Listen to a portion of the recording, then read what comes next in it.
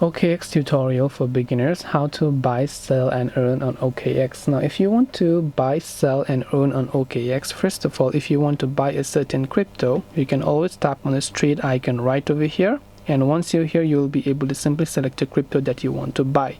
So if it is Bitcoin, you can select Bitcoin there and simply select the amount that you want to buy here. And once you've done that, you can tap on the buy option.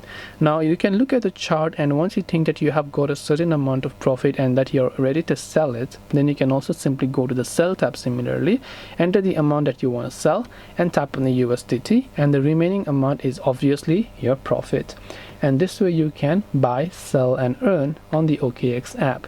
Hope this video was very helpful. If you have got any more questions, queries or doubts, feel free to also leave them down below.